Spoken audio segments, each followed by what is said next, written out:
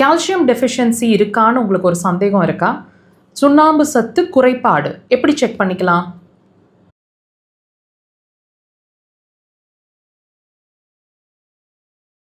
எப்படி செக் பண்ணிக்கலாம் நம்மளே? நெயில்ஸ் வந்து ப்ராப்பர் ஃபார்மேஷன் இல்லாமல் கட் ஆகிற மாதிரி இருக்கும். அது மட்டும் இல்லை, பல் சம்மந்தமான விஷயங்கள், அதாவது பல்லோ எஃகு சம்மந்தமான விஷயங்களோ, கூச்சமோ, வேறு எந்த ஃபார்மில் வேணாலும் உங்களுக்கு பல் சம்மந்தமான பிரச்சனைகளை காட்டக்கூடும். ஃப்ரீக்வெண்ட்டாக காட்டிகிட்ருக்கோம். அது மட்டும் இல்லைங்க, ஜாயின்ஸ் எல்லாம் வீக்காக இருக்கிற மாதிரி, எல்லா ஜாயின்ஸுமே வீக்காக இருக்கிற மாதிரி ஃபீல் ஆகும். இதுதான் நீங்கள் மேஜராக நீங்கள் உடனே வாட்ச் பண்ணக்கூடிய விஷயங்கள். பாடி உடனே சொல்லும். தாண்டி தூக்கம் கொஞ்சம் டிஸ்டர்ப் ஆகும், டைஜஷன்லேயும் ப்ராப்ளம் இருக்கும், மூட் ஸ்விங்ஸ் வந்து உங்களுக்கு அடிக்கடி நடந்துகிட்ருக்கும். இது எல்லாத்தையுமே கோரிலேட் பண்ணி பாருங்கள். அப்போது டெஃபினட்டாக உங்களுக்கு கால்சியம் டெஃபிஷியன்சி இருக்கிறதுக்கான பாசிபிலிட்டிஸ் அதிகம். இது வந்து பெண்களுக்கு அதிகமாக பாதிக்குதுங்கிற மாதிரி ஒரு ரேஷியோ சொல்லப்படுது. இந்த கால்சியம் டெஃபிஷியன்சி அப்படிங்கிற ஒரு விஷயமும் நாங்கள் ஒவ்வொரு பதிவுலையும் உங்களுக்கு ஒரு தெளிவாக கொடுத்துட்ருக்குறோம். எந்த மாதிரி, அதாவது நம்ம உடம்பு சொல்லிட்டு இருக்கக்கூடிய ஒவ்வொரு விஷயமே வியாதி இல்லை, வியாதி இருக்குது, உள்ள வைட்டல் ஆர்கன் சம்மந்தமான வியாதி இருக்குது அப்படின்றதுக்கான ஒரு அறிகுறி தான் நீங்கள் உணர்ந்துட்டு இருக்கக்கூடிய ஒவ்வொரு விஷயமே.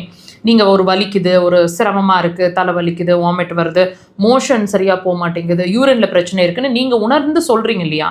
இது எதுவுமே வியாதி இல்லைங்க. இது வியாதி உள்ளே இருக்குது அப்படின்றதுக்கான ஒரு அறிகுறி தான் உங்கள் உடம்பு உங்களுக்கு சொல்லிட்டு இருக்கிற விஷயம். அந்த வகையில் இந்த சுண்ணாம்பு சத்து குறைபாடு, அதாவது கால்சியம் டெஃபிஷியன்சி அல்லது ஹைப்போகாலசீமியா அப்படின்னு சொல்லுவாங்க இந்த கண்டிஷனுக்கு.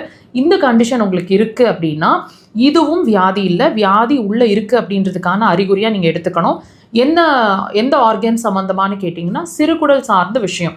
இப்போ உதாரணத்துக்கு நல்ல உணவு எடுத்துகிட்ருக்கேன், அருமையான ஃபுட்டு தான், வீட்டில் குக் பண்ணுற ஃபுட்டு தான், நல்ல பருப்பு, கீரைகள், சுண்ணாம்பு சத்து இருக்கிற விஷயங்கள் எல்லாமே நல்ல விதமாக நாங்கள் தினசரி ஒரு பேலன்ஸ்டு மீல் தான் எடுத்துகிட்ருக்கோம். ஆனாலும் இந்த கால்சியம் டெஃபிஷியன்சி எப்படி வந்ததுன்னே புரிய மாட்டேங்குது. அப்படின்னா ஒரு விஷயம் நீங்கள் உணரணுங்க.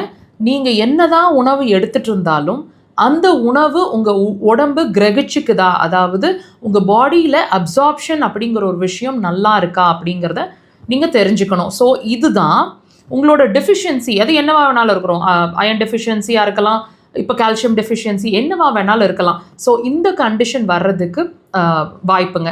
ஸோ இந்த பிரச்சனையை நம்ம சரி பண்ணணும்.